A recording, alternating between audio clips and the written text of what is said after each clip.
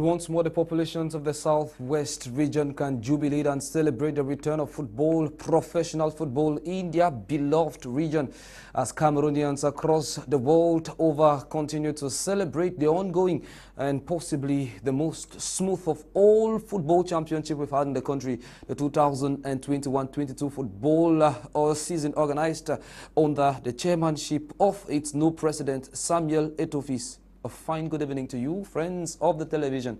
You're welcome to joining us live in today's edition of Prime Sport. It's, of course, a fat sports magazine program on your #1 sports television. My Media Prime, located out here in Cameroon's economic capital city of Douala. We're very happy we met you in good health. God willing, we shall, of course, be separating on such good terms as well.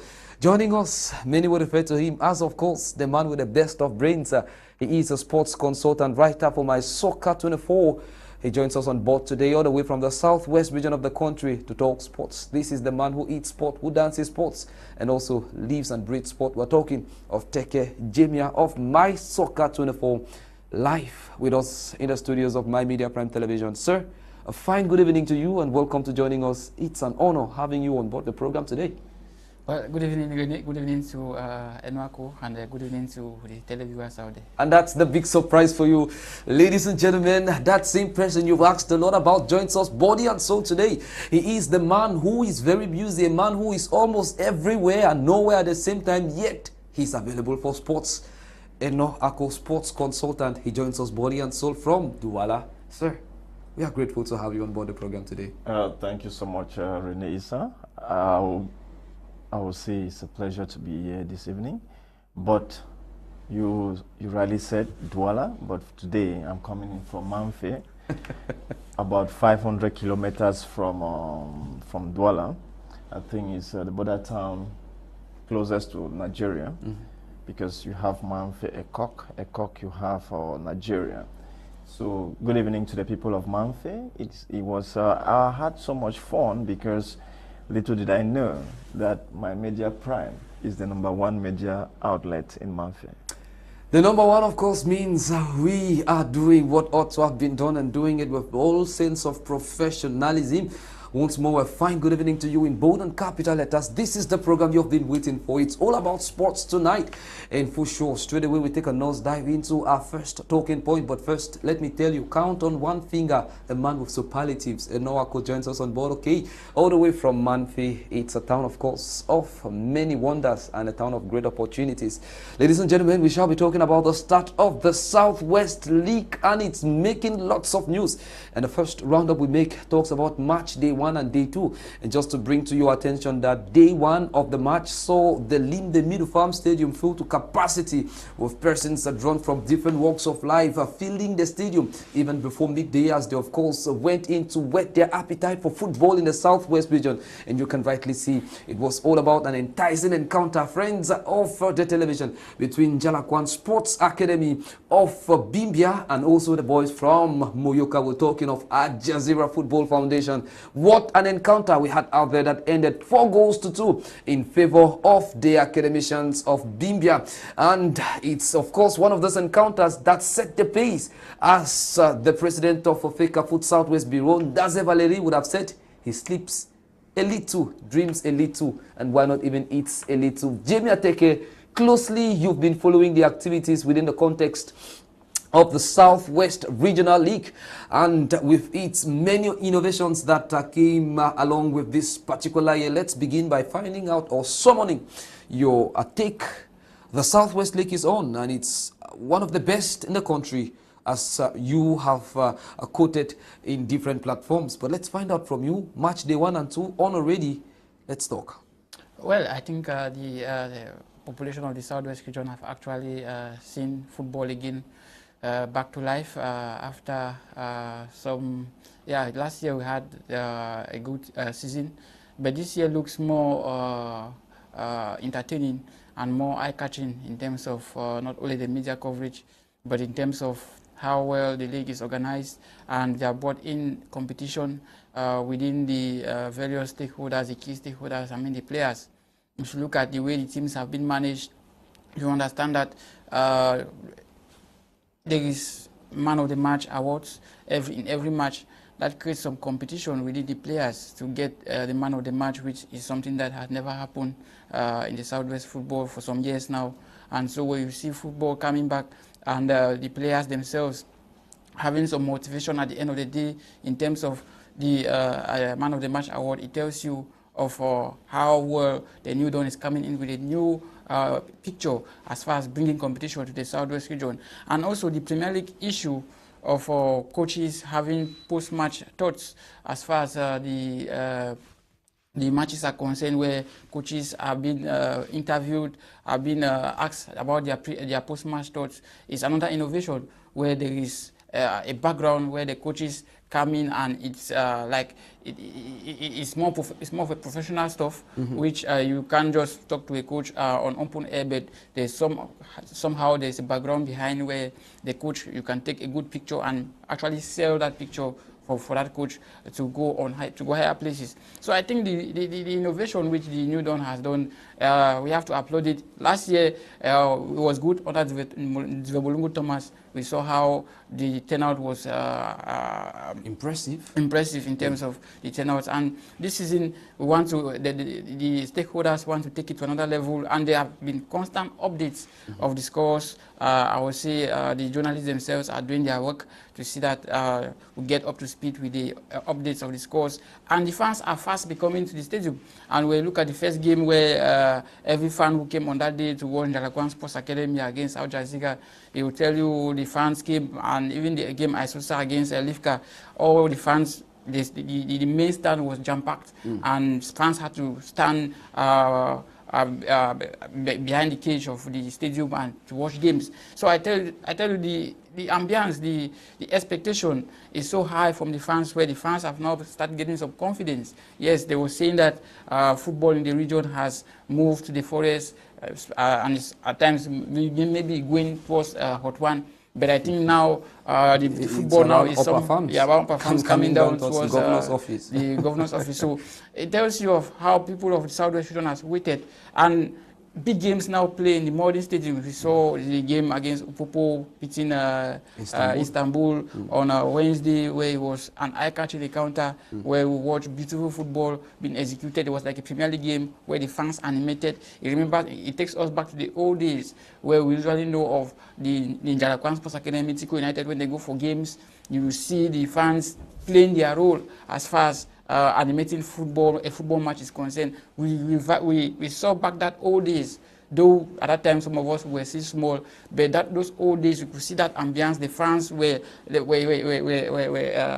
animating, despite the fact that Opopo was losing, but the fans keep on actually pushing their team. It tells you how football in the Southwest region is gradually returning back to steam as in the old days. But the end result, at the end of the day, which we all celebrate, is the bringing of the Elite 2 ticket as far as Southwest football is concerned, because we really desperately need Elite 2, and we think such a season with such huge success as it has started is going to take us back to that level where we had the Tico United. At least we had over four clubs in the Elite 1, Jalakwan, Tico United, Mount Cameroon, and even Opopo in 2006 before they dropped. So we had so many clubs, but now we could barely find one as far as the professional leagues are concerned. So I think this should be a springboard for us to see that Southwest football gets an Elite 2 ticket. Coach, Enow Akoh, football played in the Southwest region is one of the best as at now, according to the fans. And there appears to be some final touches that are yet to be done. We've had cases where players get to complain that they've gone 2 matches without any word of encouragement, physical or maybe moral or maybe financial, from presidents of clubs as well. It's just 2 days into the season, but we're already getting these reactions in spite of the fact that we still got some clubs recording outstanding results. But should these points not be addressed as early as possible? Because when we start compiling them midway through the season, we would be hatching a very dangerous problem. Let's talk about that. The problems coming up. We know that the football is very much enjoyed by the fans, but problems seemingly are inevitable. Yes, Isah, Rene, thank you so much for that question. And I think that if Jemea did say that football has left Hut 1 to probably the governor's office, I would definitely differ with him to tell him football is leaving Herd 1 and we are moving up to Herd 3. Okay. The springboard which Jemea spoke about, finally we have gotten into a scenario whereby that board is losing its spring. Why do I say so? We still have a lot of mediocres calling themselves club presidents in Southwest. I once said it and I'll keep saying it. Southwest, they have a total of about 31 clubs, if my memory doesn't fail me. Absolutely.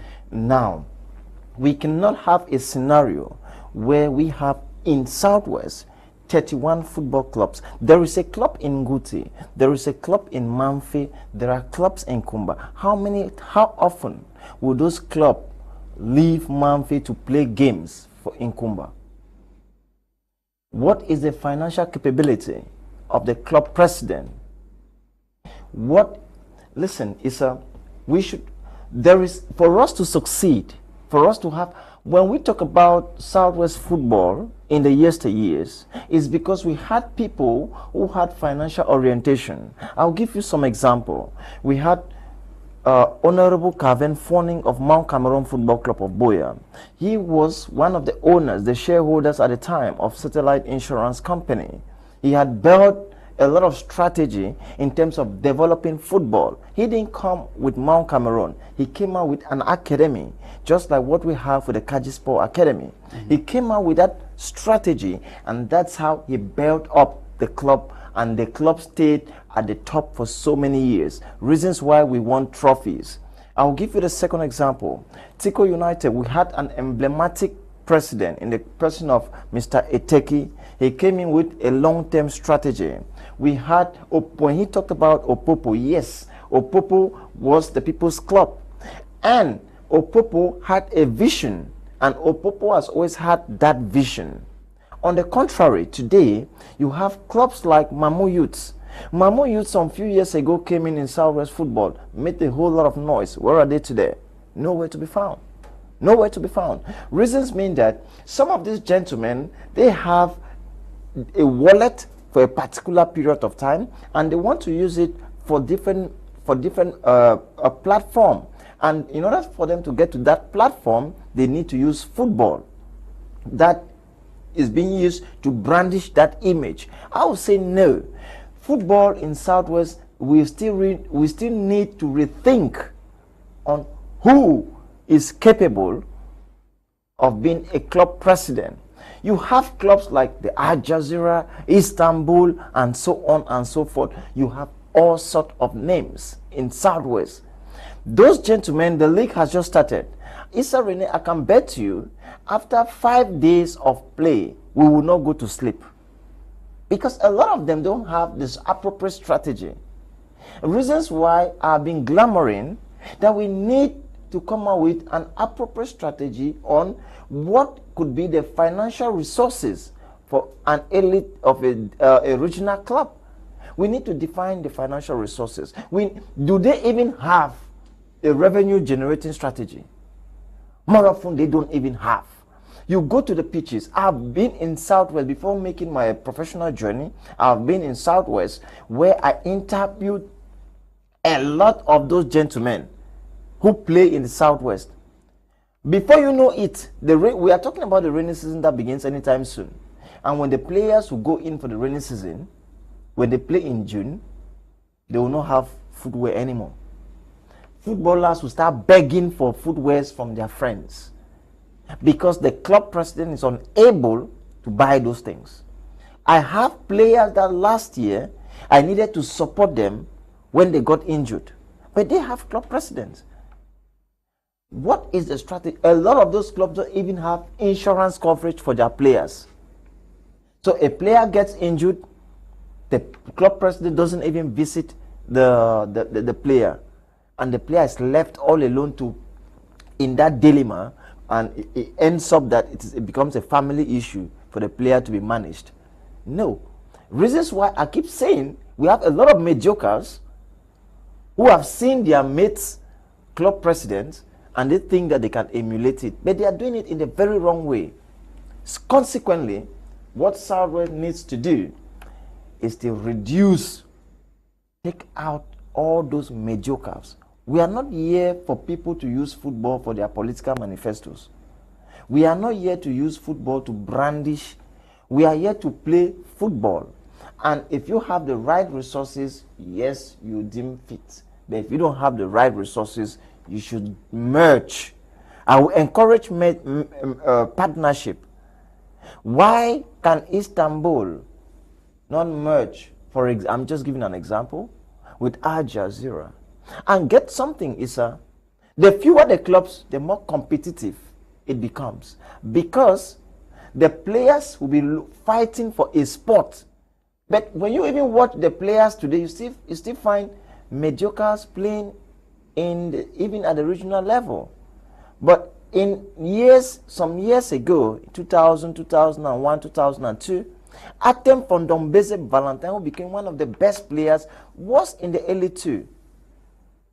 Robin Bajama, who played for Kanong, played for Opopo. You have Nchapol, who played for Astra of Douala, played for Manu FC. That is how competitive the early two was. Mr. Enow Akoh, such salient points you are evoking on the program today.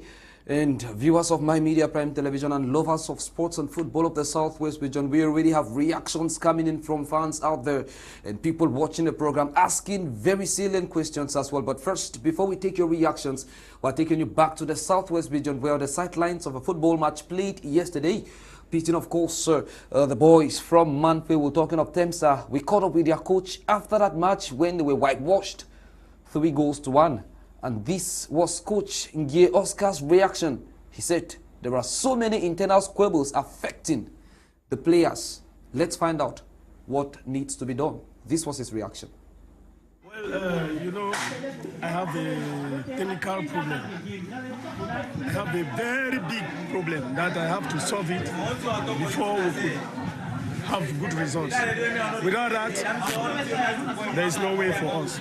So I don't have much to say. When you say there is no way for you people are already in the league and you say there is no way because there is no turning back. The management, I'm talking, if I say there is no way, it means the management is not working well. Are you saying your transfer from market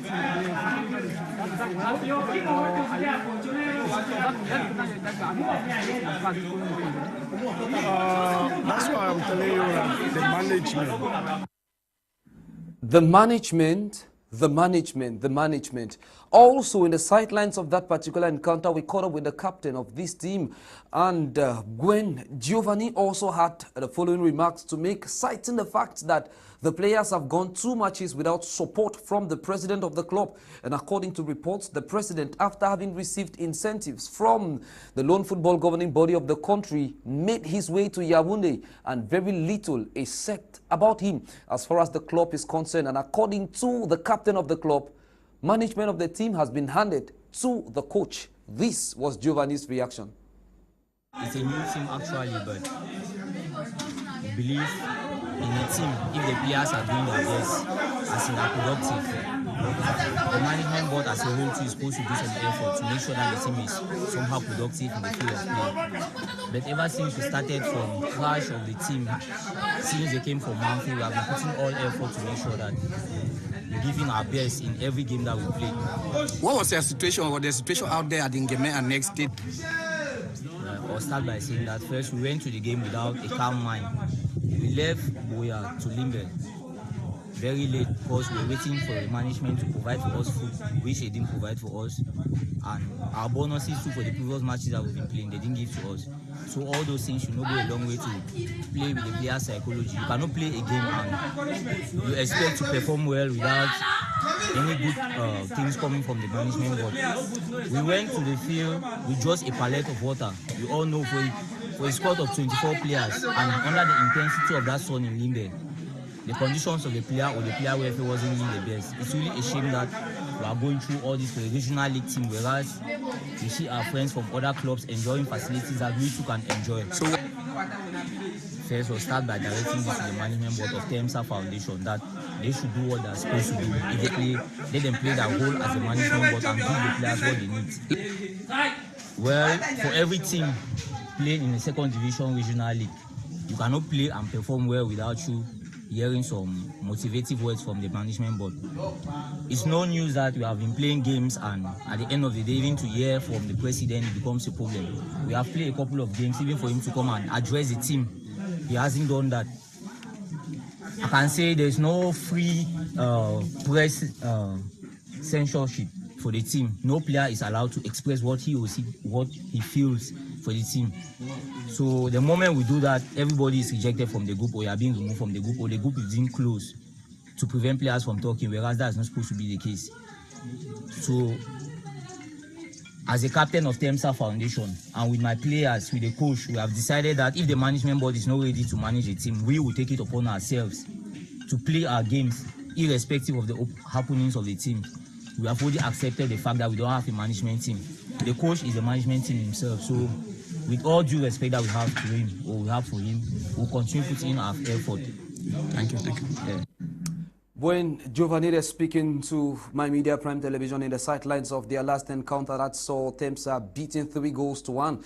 And one interesting aspect is we could not, of course, get it from him whether the president of the Southwest Fecafoot Bureau and all stakeholders of football in the Southwest region are quite aware of the peril of the players who've gone for matches without support and bonuses from the club. Players, of course, going to play their opening encounter of the season with just a pallet of water. What a despicable situation. Coach Enow Akoh, we have been talking about that right here in the studio, and you talked about mediocrates who, of course, step into the football, who step into the business of football, and these are the results 2 days into the season. We have captains, of course, complaining the fact that they are not permitted to express their worries in the forum of the club. And if they do, they are punished and suspended from the WhatsApp forum. Some, of course, are not giving the chance to express themselves. Manager does not know where president is. President, of course, does not come to boost the morale of the players after encounters. And we understand last season we saw a situation where a player was giving 500 francs after sustaining an injury. Let's talk about that. What needs to work as far as this strain of football in the Southwest region is concerned? There is no management issue. The only issue is that they don't have money. That's the bone of contention. But we have the impression that the new management of Fecafoot gives incentives to clubs ahead of the championship. Of course. Fecafoot, they have done their part. But the club and the structure of the club, they are the ones to do the day-to-day operation of the team. But they have a different motive. Their motive is not EMSA to sit in as a football club for the region. Listen, Isah, a lot of club presidents, when you do a vox pop or when you do investigative journalism, you then realize that a lot of these guys have different motives. And because of those motives, they now try to use Fecafoot as an opportunity to squeeze some money. They want to milk the parent body, Fecafoot. And when they do that, they use the money in doing other things. Reasons why, I'll make it very clear and unequivocal, I have already made recommendations to the federation. Going forward, every club president should provide a statement of accounts to the federation. We cannot have a system whereby people are giving money and they don't account for that money to the federation. No, we have to stop that. We need proper checks and balances. If Samuel Eto'o is giving to the Federation of Southwest a huge sum of money, that federation should report back to the parent federation, giving explanation on the usage of that money. And that's how we are going to structure football in this nation. We don't want an issue where there are no checks and balances. People go to the federation, get money in the name of subvention, and they do other things. They cannot account properly for the money, how it has been used. Consequently, after 2 days of play, players are already complaining.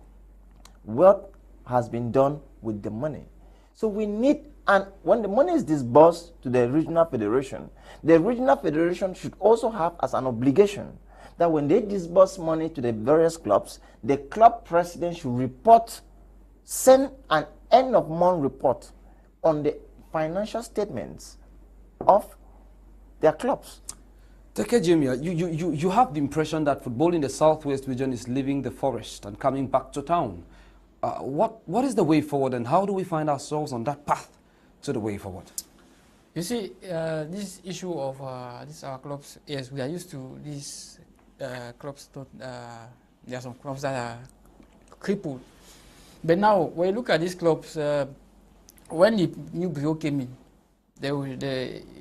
you might need to understand that no club was relegated. Now, this club, Temsa, this is a newly promoted club. Now, the club came from Manfi. And so there was this issue of, after the elections, most of the clubs, you lobby in terms of how well you go and you vote. So with this is like what is happening with National Bureau, where Etoh decided not to delegate any club as far as the Elite 1 and 2 is concerned, because, with all those election wahala, you have to lobby to start doing some compensating. Yeah. So the only club that was relegated, that never showed interest, that we all cried that they should be relegated, was Dynamic, and they were given general official, and they have been wiped out. Now there are a series of clubs which should not have taken part as far as this year's regional championship is concerned. Clubs like Baumanibok, clubs like Treviso, clubs like Littlefoot, clubs like Mount Cameroon. Those are clubs where you expect them to be relegated. As far as even Futsal, Future Soccer Stars Academy of Limbe, those are clubs that you expect them to be relegated because they are not serious. Baumanibok have already missed 2 matches, and the third will be general official, and that already tells you the type of situation we are. So it is something of, this season was just to be like in the National Bureau, is a season where you tell me let my people go. You understand? That is from next season that will be able to assess from Etoh, right cap coming down to the Njalakwan Sports, to the Njalakwan Herring Junior or Ndaze Valeri, whether they are actually doing what is right as far as managing these clubs are concerned. Because as at this point in time, we can't say for sure that yes, these clubs, they've been brought in to maybe compensate themselves for their role they played in seeing that these people elevate to the management style of Fika Food in the Southwest. But now, it is disheartening that some of these clubs still do what they are doing. I will bet you that a club like, if you look all those 31 clubs, you want to call for a sponsor, there are only 2 clubs that can give you a sponsor. I will be shocked you. Njalakwan Sports Academy and Mount Cameroon FC Obuya. Those are the 2 clubs that can scout for a sponsor individually. Because why? They have an infrastructure. Those are the 2 clubs that have infrastructure in the Southwest region as we speak. Even the legendary Tico United don't even have an office. Tico United is the same. So, as at this point in time, we need people who, when they sit on the table, they must be able to have that first thing, that is what Etoh is trying to do for next football season. And that's what CAF has done, where a club must have an office where you know that this is your office that you built by your club, and you have an infrastructure whereby if you go for a sponsor looks at your infrastructure and can be able to cough 200 million and hope that that infrastructure can cough out for 200 million francs CFA, if at all they have to cough it. Because if you look at the Mount Cameroon Football Academy, that's a facility that can cough, it's worth close to 150 million to 200 million francs CFA. Same with Njalakwan Sports Academy. But the other clubs, now we ask ourselves, even if the Njalakwan and the Mount Cameroon, they have the opening to actually scout for these sponsors, have they tried? So it's something that it needs a gradual process to see that these clubs actually meet up to the expectation of modern day football. Now, like I said, this time around, it is let my people go. We hope that next year, the clause of clubs to be relegated will actually be relegated, because it is disheartening that players will go for 2 games without motivation. Food. As a player, you are supposed to have a stable mind. A player is like a newborn child who doesn't think anything, just know that every day I come for food, there is food on the table. That's how a player thinks. A player doesn't know of this issue Europe, the Europeans they don't have magic. What keeps the European dominant is because they are well kept. But in Africa, it's a different thing. As a player, you are going to the field, you are going to play football. It's only football you are going to play. That's all. But now, when you fail to provide a player with the necessary equipment, it becomes difficult for the player to actually go and perform. So that is why you see these players are getting it difficult. So I think that with what the federation has done with Livka, acquiring licenses, it will shock you that a club like University of Boya has 28 licenses, but Prisons has 12.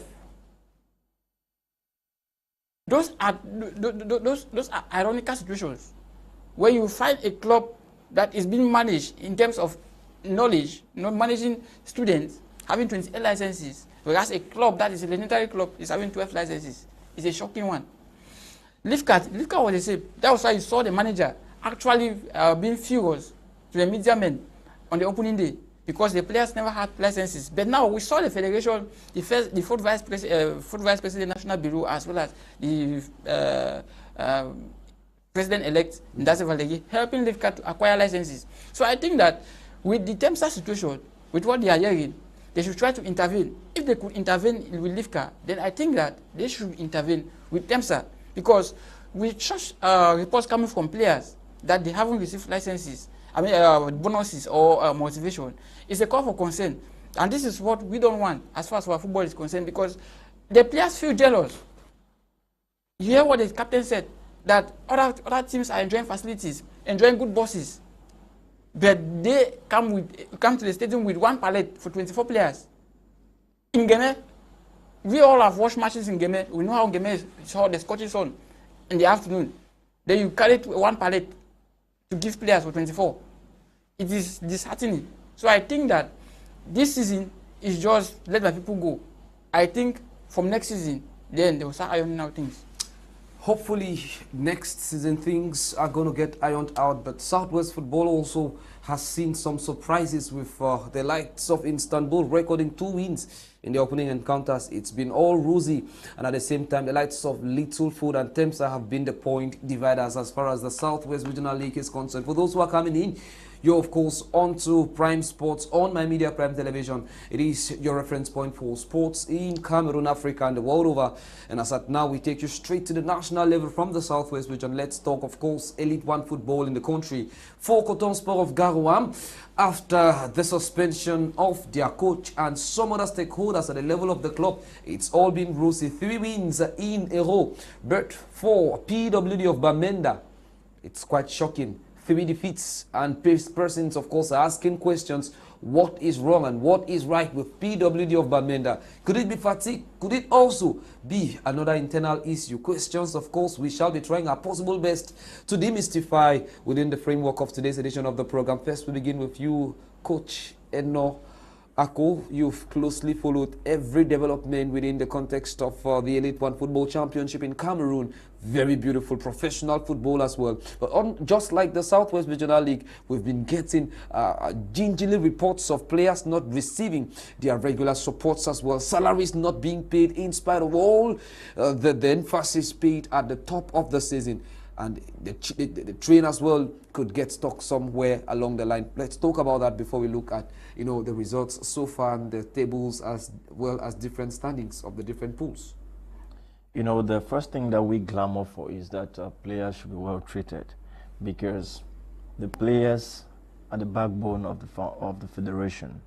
If they don't play, there's definitely no federation.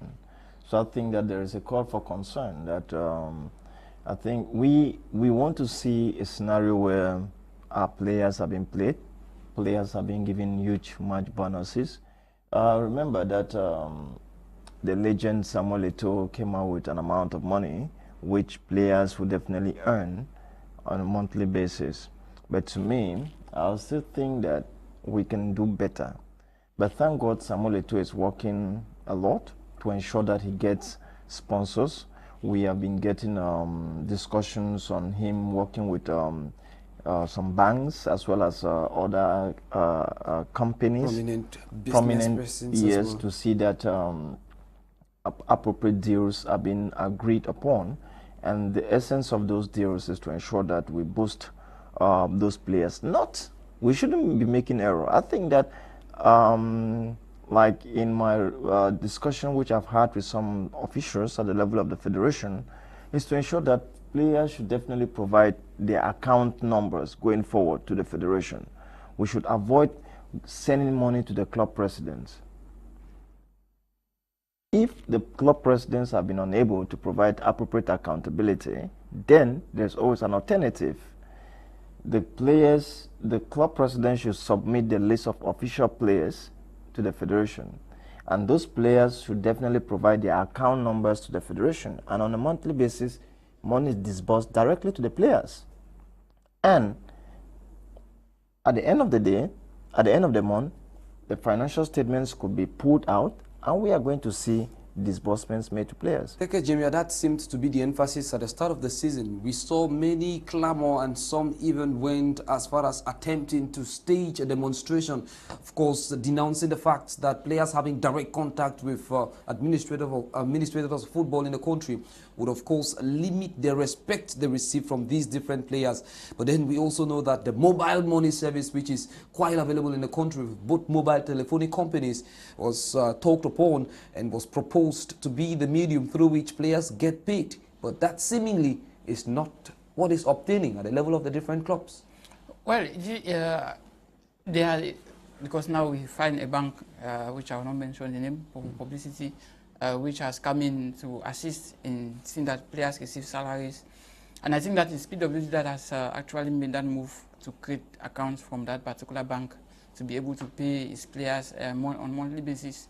And so I think, as for now, we know that, yes, the mobile telecommunication company has once proposed under Semenge, the club presidents rejected it and said they prefer to pay the players physical cash, whereas we are in a digital world where you pay digital cash to players. So I think this issue, we are still not all the clubs are actually taking those steps. But I think it goes beyond the fact that these players have to be paid through that medium. It also comes to the point of those coaches actually, I mean the presidents, also trying to liberate those coaches to do their work. That has caused a problem like a problem of Njiko FC, where if Clement Aroga had to quit after one game. So there is so much work to be done. Yes, Eto'o has given the players the right to carry any club to court for non-payment of salaries or bonuses. That is the first step, because those players at times, they themselves do not even understand their contracts. There are times where, like, there was a statistics that came out that 70–80% of Elite One players do not see their contracts, talk less of signing it. Some of them just present to them with no understanding and interpretation of the content of the contract. Reasons why Boyomo had a 2-year contract with PWG, but he told the coach that he had just 1 year. That's total confusion as far as that issue is concerned. So it has to boil down to the fact that most of these players must be able to have their reputation being respected. In terms of how do they have it, they must be able, yes, I know they can't hire a legal mind, they can't hire a communication team, but I think they have to get somebody, I think lobby somebody who is a friend to you, who maybe went to school with that person has some knowledge. Because I think without this, these players will continuously be exploited. They are still being exploited. There are some clubs who are still, they say old habits die slowly. And so there are some clubs who are still dancing on whether to pay these players or not. Though there are some other clubs where they actually respect what Samuel Eto'o has put in place. But some clubs are still to be fished out to see that these players are being paid. But the players too have a role to play. They are professionals. They take this profession as their own professional, that's a source of income. And so to take it as a source of income, you must be able to make yourself relevant. Tell your president, if I am signing for your club, this is my contract. You bring somebody to interpret it, just to interpret, understand the content, the content of the contract. It's only when you understand it, then you can be able to push forward for anything that comes your way in terms of the your payment. So this issue, as per now, we just have the standard salaries, but we don't want a situation whereby these players go in for months without salaries like last season.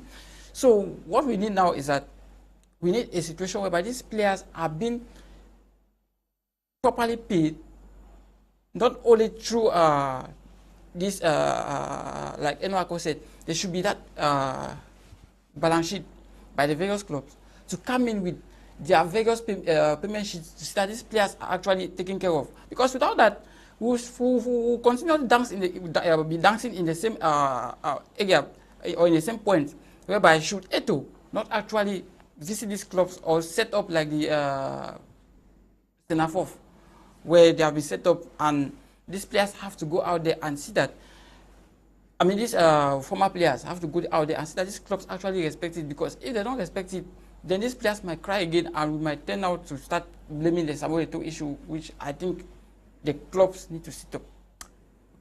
Coach, now we've seen no Cotton Sport after the suspension of their coach and sporting director as well. The club has recorded 3 wins in a row.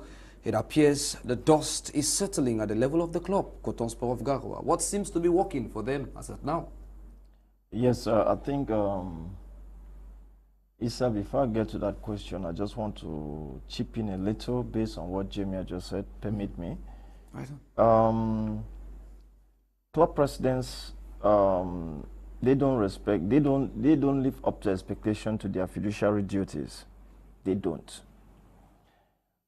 Jemea just spoke about the players taking their rights. I can tell you, I want to be pragmatic. The players don't have that force to do that. A player of Jiko Banjun cannot take the president to court because he does not even have what to eat. Be pragmatic. He does not even have a dress. He cannot dress per day. He doesn't have what to eat, to feed on, or to drink as water, as clean water. Players cannot afford clean water in Cameroon.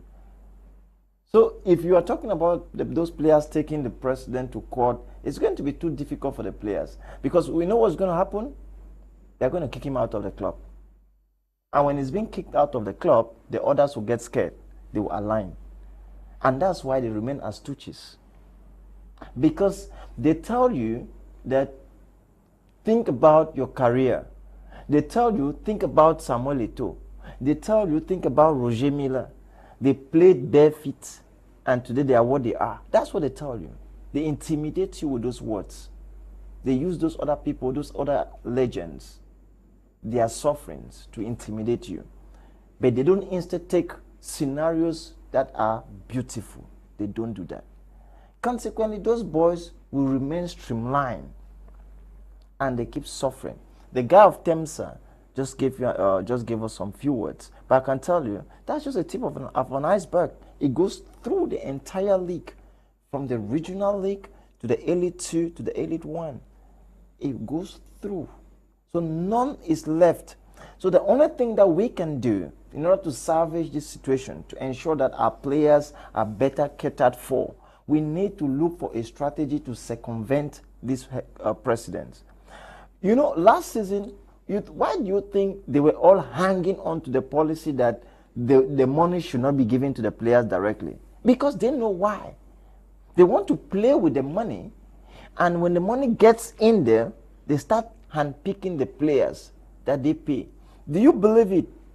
That in a club, what the president can do, he can pick the 6 best and give them money, and the others, you just deal with what you have. That's the reality on ground. Consequently, the players have no choice. We need a scenario where players get their bonuses. The federation can decide and pay those players in their various bank accounts. Right, we will take a look at the different results after match day 9 of Cameroon Elite 1 Championship as played across the national territory.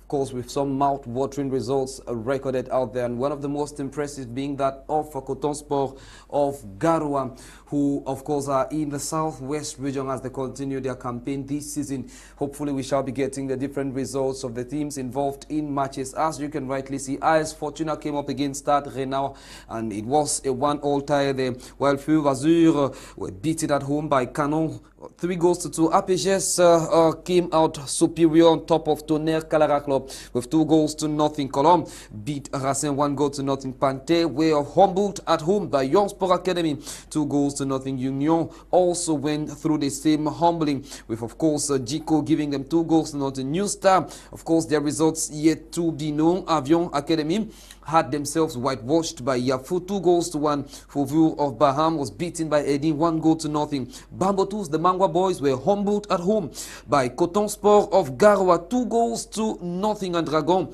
failed to secure a win as they drew 2-2 with Ofta of Kribi. PWD of Bamenda and Renaissance de Ngumu separated on a 0-goal parity. And we shall be taking a look at the different classification tables, beginning of course with classification pool number A, or pool A, I beg your pardon, where we have Astre Football Club topping there with a total of 19 points after 8 games played, with 6 victories, 1 draw and 1 defeat, closely followed by Canon Sportif after 8 games with 6 victories, 0 draws and 2 defeats, 18 points. And the bottom of that pool, we have the likes of Tonnerre Calara Club, Racing and the Panthère, with Colombe slightly jumping out of the red zone there with 4 points above the drop zone. We take you straight to Pool B, where we have Edin Football Club with 0 defeats for the season, 2 draws so far, and they've recorded 7 victories after 9 games played, and they have a total of 23 points, leading them, closely followed by UMS of Loom with 15 points, 2 defeats recorded already, with 3 draws and 4 victories after 9 games of play. And rock bottom of that particular pool, we have the likes of Renaissance Football Club, Yafoot and New Stars, that of course are staring closely at the relegation zone, and 3 points on top of them we have Ofta of Kribi. The ball seems to be working very well, and it of course seems to look all rosy for Coton Sport of Garoua, Teke Jemea, but that's not the same case with PWD of Bamenda. They are yet to record a win in 3. Is it fatigue? No, I think the confidence is low. You know, it's all about the confidence of the team. You know, David Paco has always been this guy who brings the best out of players. We've seen that with Leon Boyomo. He made him from a no-name to a household name, scoring 10 goals in their title-winning campaign. So you understand that PWD was one of the most busiest clubs in the off-season, bought close to 20 players. But I think to inject those 20 players and mix them with the already established players, you understand that it's going to be very difficult. And you know, I think with the absence of their captain, Bruno Derrick, too, has also created some vacuum in terms of the leadership situation of PWD of Bamenda. And with that defeat to Edin Sports of Lalikie, that 3-0 defeat, you know, that was the first time they considered 3 goals in a single league match since they considered 3 goals against their sister side, Young Sports Academy, at the Young Sports Academy Arena in the, on the 16th of February 2020. Since then, they haven't considered 3 goals. So, considering 3 goals against a club like Edin, where you know you are a genuine title contender as far as that particular group is concerned, it blows down your morale. Reasons why you saw them against UMS of Loom at the Moriko Sports Stadium, where they were leading by 2-0. They threw away the 2-goal lead, which was scored by Abubakar, and UMS of Loom had to bounce back to score 2 quick goals to equalize, to take a point from PWG. And against Renaissance, you understand that was the same issue. That's Renaissance that their present situation, I think they are at the relegation spots, one of the relegation spots in their Pool B, and they sacked their manager because of poor results. And today they held PWG over the midweek. They held PWG in a 0-0 all tie, and that tells you it's 3 games now for PWG without a win. 2 points from a possible 9, which is not a good record for a team that is hoping to win the league. And now they are close to about 8 points behind leaders against Sports of Lalike in Pool B. And it tells you of a team that they could be far away, because only the top 2 goes to the playoffs as far as the Elite 1 playoffs is concerned. Then this comes to be a sharp contrast between them and Canon Sportivo of Yaoundé, as well as their sister side, Young Sports Academy. These are teams that they knew how to manage defeats. Canon, we saw them winning 5 games in a row, but they lost 2 quick games. But they had to bounce back to win 3-2 over the midweek. That's to tell you that you must be able, as a coach, understands the psyche of your players, make them understand that a league is a league. There are times to win matches and there are times to lose matches. And you must be able to manage defeat each time it comes. And that is what Canon has done to win, and they are 1 point behind Ashtree. Same with Young Sports Academy. When they lost at the weekend, they bounced back to winning ways. That's to tell you that you as a coach, you must be, that is what PWG is lacking as at this point in time. That mental strength, that coach's ability to bring in the best of his players. It's not that PWG doesn't have a squad. They have a squad. But what Kabio Martins, Minko Mbiwe is doing with Canon and Yosa respectively, you understand that they could be able to understand how to manage defeat. And when it comes, the players, the coaches know how to tell their players that this is what you have to do, this is what you have to reason. And so that has helped them. You see back, they are back now in winning ways, and they have given Ashtree competition. But when you look at what is happening with Pool B, you could not see any competition because Eding is already leading by close to 7 points. And that's the way there's no competition. So PWG, I think they have to step up in terms of the mentality and the mental strength. PWG has to step up in terms of mentality and mental strength. And the management of defeat seems to be the key aspect as far as this very complicated season is concerned. But let's look at the Cartonites of Garua, who looked very panicky at the start of the season. But we would want to remember that the last time they went 10 games without a victory, Coach Enow, they bounced back and recorded a whooping 12 victories in a row. Could we be on course to witness a similar run? Yes, I think that Kotong is a club that we can never ride. We can never ride them out of the league. They are, I can say they are. I'm not surprised with their performance. It's one of the best and most structured club in the nation. I think that they were apparently caught by the fact that they were still in the international competition. I think that was in CAF Confederation Cup. They were still struggling to see if they could. Their mind was still divided. Consequently, they had I could term it like fatigue, and also in terms of technical judgment, because you have a competition of that magnitude for which if you qualify, it brings you a lot of financial gains relative to maybe the Elite 1. So at that point in time, the coach is in a technical dilemma whether he should field in the best for the CAF Confederation Cup or to bring in the best for the Elite 1. And now there are players who will be bound to play both competitions. It's never that easy. And worse still, we have this season a competition which is so tight in terms of the spacing of the games. So Kotong found itself in that spiral where going out for the from the nation, going out to other nations to play for the Confed Cup, and coming back home.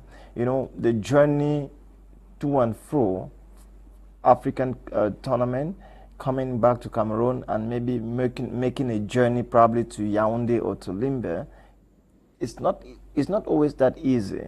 So I could understand reasons why, as soon as they were kicked out of the Confederation Cup, they started picking up victories, because they are now totally focused. Some other pundits could tell me that the fact that there was a change in management, but I think that the change in management was blessed with the fact that they were booted out of the Confed Cup. So they had all the energy they diverted all their energy to the Elite 1. Reasons why they have been picking victories. And I bet you they are going to back a lot of victories before the end of the season, because that's how Cotton has always been. It's a fine club, a club with one of the finest grains in terms of football talent in this nation. They harnessed the best qualities that when you want to enjoy football, you can see. In terms of their play style, you see a beautiful football being played by the Cottonites. So I think that this said, Cotton has always been a club where I will never write them out. They have made us proud, and they keep doing it. So it's rather unfortunate that this is in the mid. They are somewhere in the fifth position. But again, before the end of the season, I will see Cotton maybe playing the playoffs. I will not be surprised. Hopefully, by the end of the season, we shall be seeing a Cotton Sport of Garoua playing the playoffs. That's football for you. Do not dare write the story when the story has not been told. Football certainly is so unpredictable. Ladies and gentlemen, those who are tuning in at this moment, it's time for us to navigate and take you now to the African continent. And guess who we're talking about? The inevitable Lions of Cameroon, who now know their opponents in the qualifiers for the 2023 Africa Cup of Nations to take place in the land of Didier Drogba. We're talking about Côte d'Ivoire, and it's, of course, a Group C that looks promising for the pundits. But Jemea might think otherwise. Jemea Group C for Cameroon, and we're seeing the lights of Namibia, Kenya, as well as Burundi. Your reactions? Well, I think, you know, it is a qualifiers, and anything can happen. Top two qualify for the final tournament to be staged in Côte d'Ivoire. And so you understand with Kenya, Namibia, and Burundi, those are teams. Yeah, Kenya, they have been in the AFCON. For Burundi, they made their debut tournament in 2019, but they couldn't go past the group stage. So you understand that the group looks on paper, Cameroon has all it takes to qualify for the AFCON as top seed of that particular group, that's Group C. So you understand that the group instead comes in to energize the 5 teams that have qualified for the World Cup, because since the qualifiers is going to start in May, June, you understand that it keeps the teams that have qualified for the World Cup in competition. Because while you are in competition, you know you are meeting another big competition in front of you, which is the World Cup. And so I think that is, I think CAF was just wise to put that particular competition to start. To be a springboard for the preparation for the World Cup for the African representatives.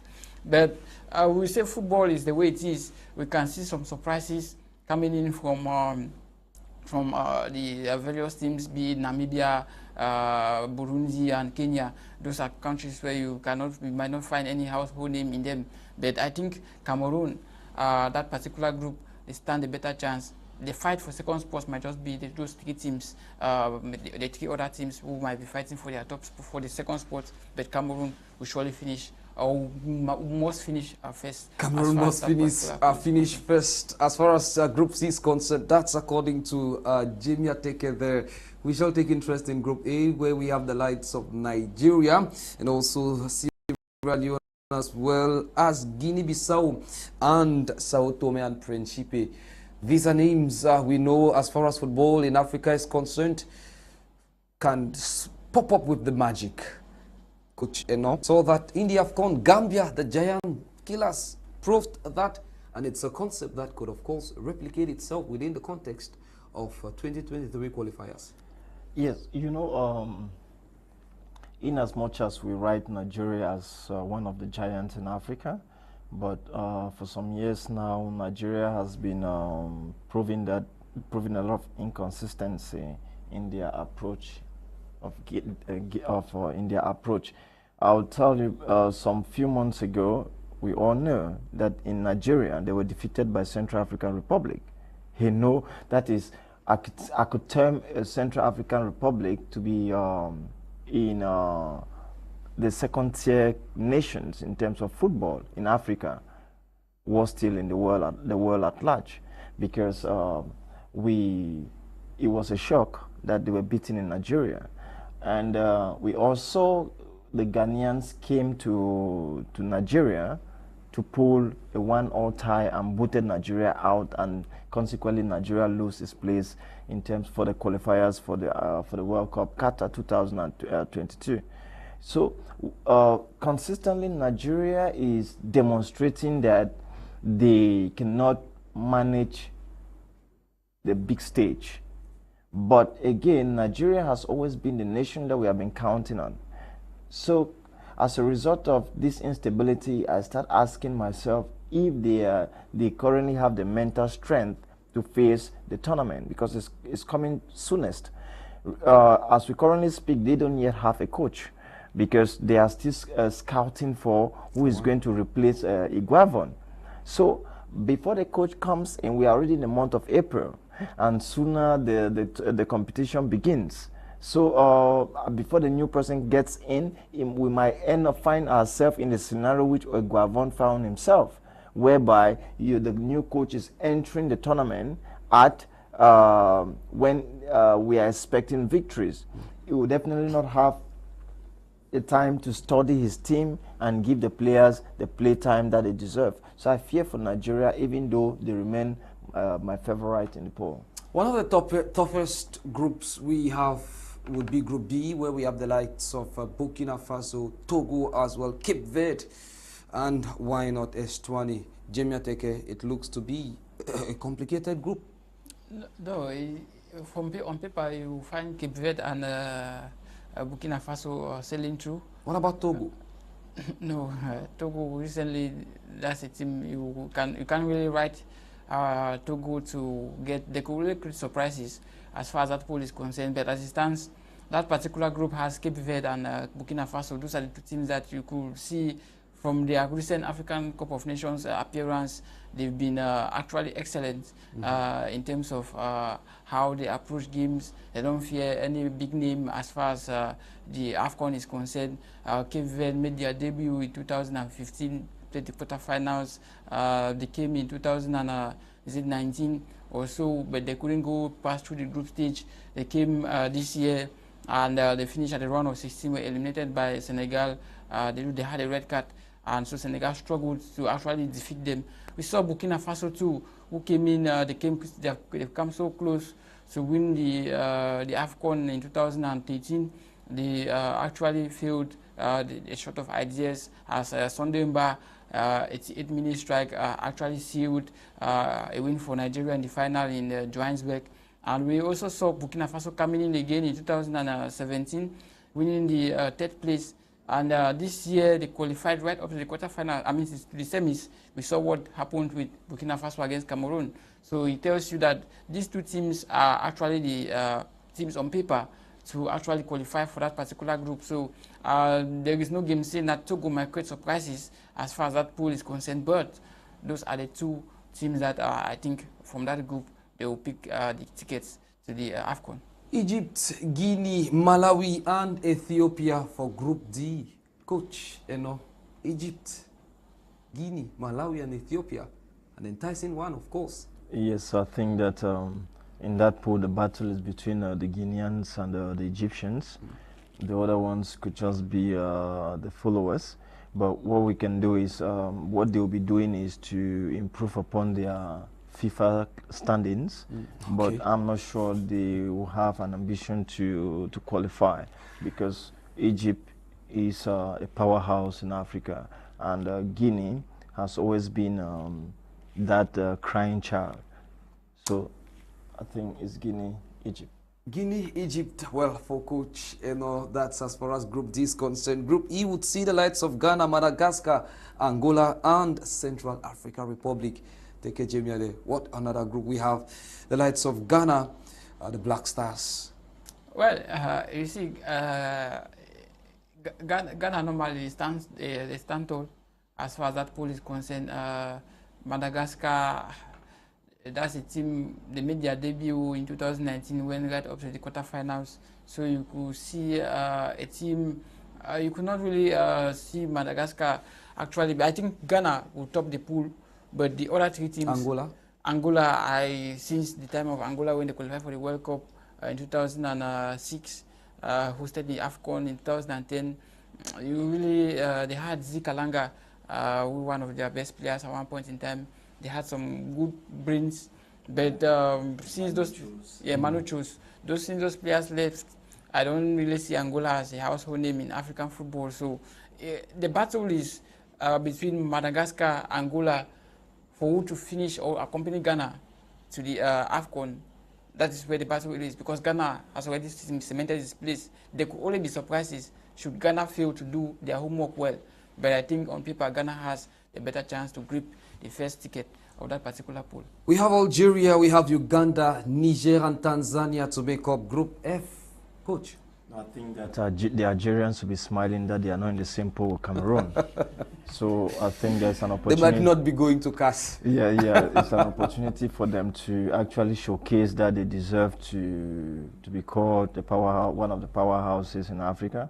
So definitely, like a sports pundit, I always wish to see them in an AFCON, because those are the kind of people you want to tussle with, to demonstrate that you actually deserve to climb in to win a sport in the FIFA classification. So I think that I wish them well, even though we gave them a bitter pill to swallow. I'm sure at this point in time the pill would have already dissolved in their system. So wish them good luck and we'll ensure that they qualify. Coach, we're staying with you. There we have Group G, Mali, Congo, the Gambia, and South Sudan. That also looks to be another enticing group.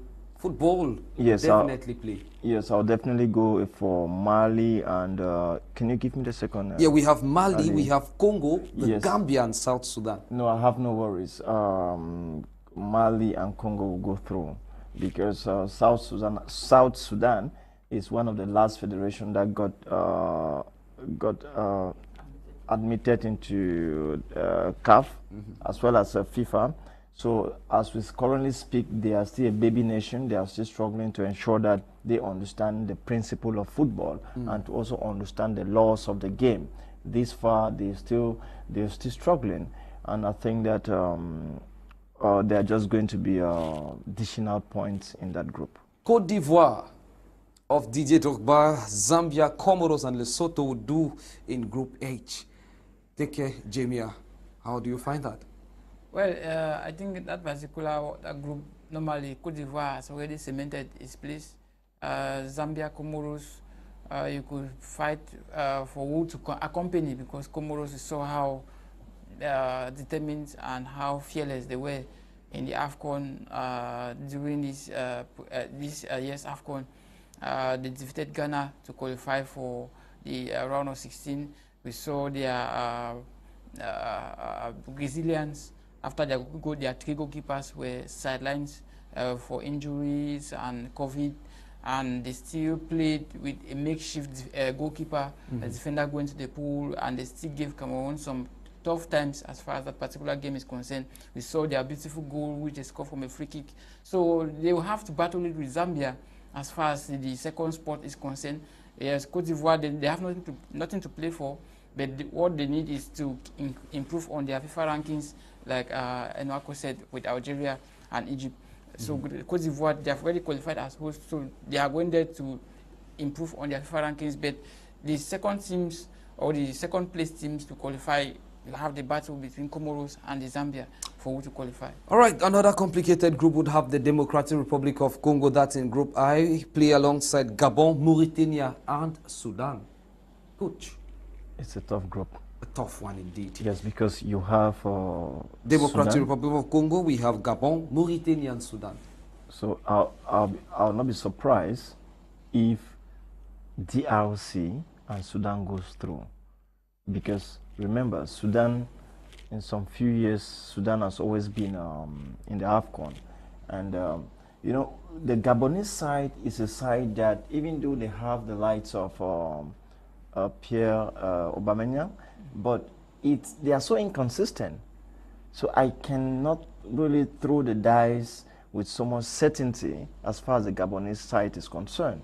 We even saw in the AFCON, they had a very dismal performance, for which the AFCON was hosted by a Central African country, that is Cameroon, for which they also belong in CEMAC. So the Gabonese side, you know, they have shown a lot of inconsistency for some years now, in terms of their performance. They have always been showing their tail, but it's a tail that catches fire easily. So I'm so skeptical in throwing my dice in their favor. So at this point in time, I could easily go in for DRC, topping the poll, then Gabon coming. No, Sudan. Sudan? Yes. Wow, interesting one there. And we take you straight to Group J, where we have Tunisia, Equatorial Guinea, as well as Libya and Botswana. Jemea, this appears to be one of your favorite groups. Yeah, we have the Tunisia, Equatorial Guinea, Libya, and Botswana. Well, normally it should Tunisia, Equatorial Guinea. Those are the two to qualify, because Equatorial Guinea, they've been a team where they've been work in progress. We've seen them in 2015 or 2015 or 2012. No, 15, where they were second hosted as a single host. You know, remember that in 2012 they co-hosted with Gabon, and they failed to impress. So they hosted in 2015 after Morocco had rejected due to the Ebola crisis in Africa. So they rejected the hosting rights, and so CAF has to give it now for urgency to Equatorial Guinea. And that year they finished at the semi-finals of that competition. Now this year in Cameroon, they finished at the quarterfinals, where they were defeated by, I think, Senegal during the quarterfinals. So they can pose Tunisia some threats. But those are the two teams that have to qualify, because they were in the same group with Tunisia, I think, in the World Cup qualifying group, where they finished, I think, 2 points behind Tunisia in their qualifying group, and they gave Tunisia a tough run for their money as far as that particular group is concerned. So those are the two teams that I see going as far as the AFCON is concerned. But staying with you there to talk about Morocco, South Africa, Zimbabwe, Liberia in Group K. Well, Morocco, South Africa, you go, Bruce.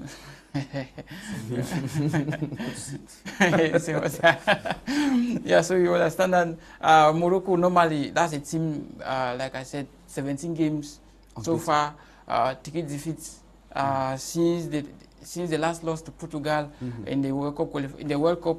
In their last game, they've not lost a game since then. They've only managed to lose against Egypt during the AFCON. So it's a team that is consistent in their matches, though they've been unable to get close to the AFCON title for a very long time. You know, the last one is in 1976, and they played the finals in 2004, so they couldn't actually win it in Tunisia. So it's a team where you see them play fancy football, but the end product is not there. But they will still qualify. Same with South Africa.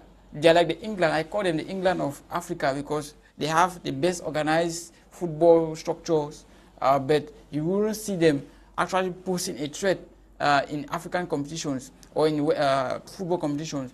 The only time we saw them impressed was in 1996, where they had Dr. Khumalo McFish and the rest, who came in and tried to win the AFCON for them. But since then, South Africa has never qualified for a major tournament for over 20 years as a non-host country. That's a bad record for a country like South Africa, where they have the best infrastructures in terms of football in Africa, but they have never qualified for the past 20 years directly as a non-host country. It's a very shameful thing. So I think Hugo Bruce has a huge mountain to climb this time around. Group L for you, coach, we have the likes of Senegal, Benin, Mozambique, and Rwanda. That's Group L: Senegal, Benin, Mozambique, Rwanda. Well, you would definitely argue that Senegal qualified already.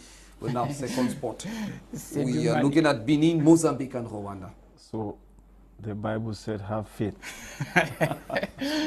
So when there is Senegal, you just believe. You just believe. You just believe.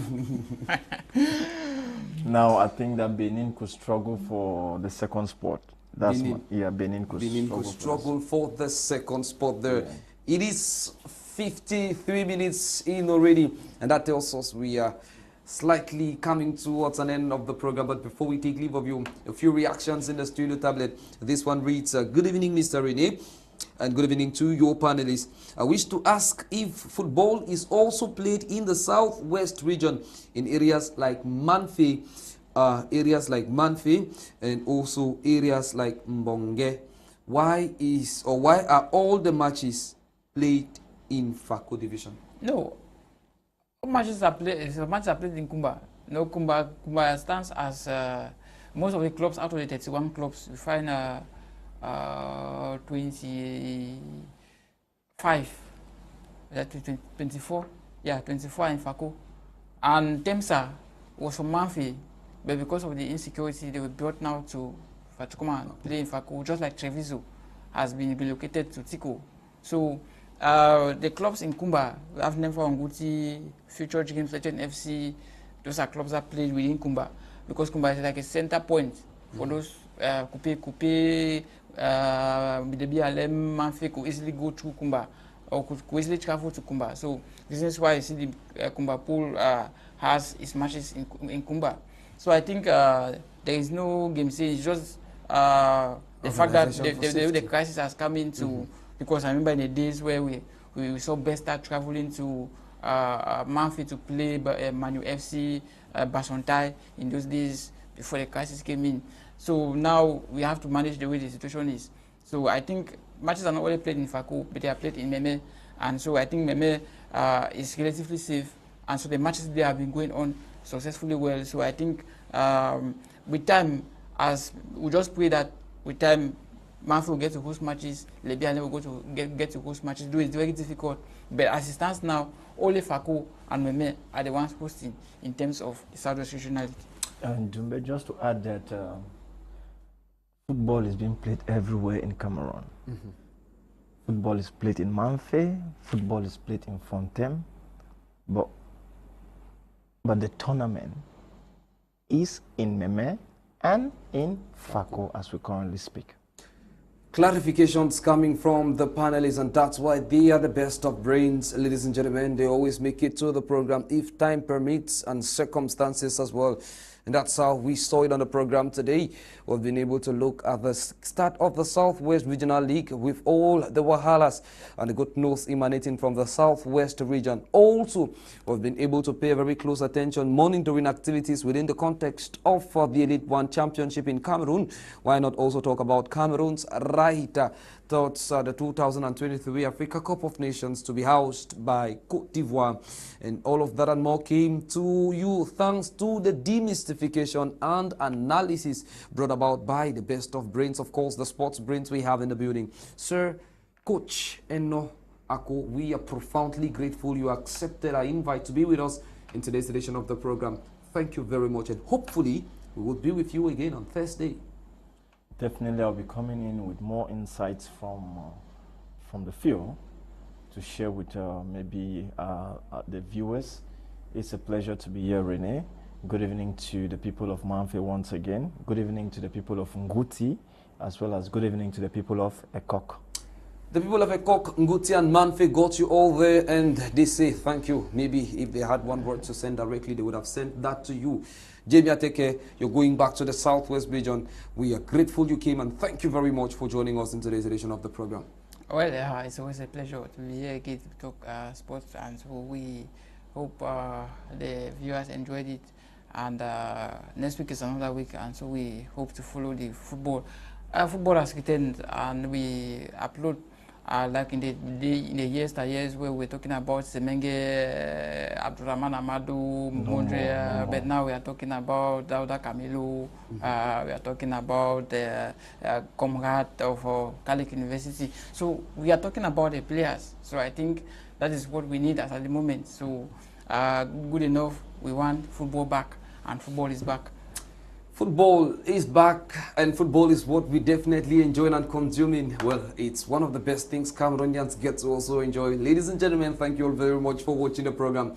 My name has been Bishop Rene, Isah for host today, and thanking you all, hoping to be with you next week when it comes Thursday and clocks 9:30 p.m. We shall be here to demystify what must have made sports across the national territory, Africa and the world at large.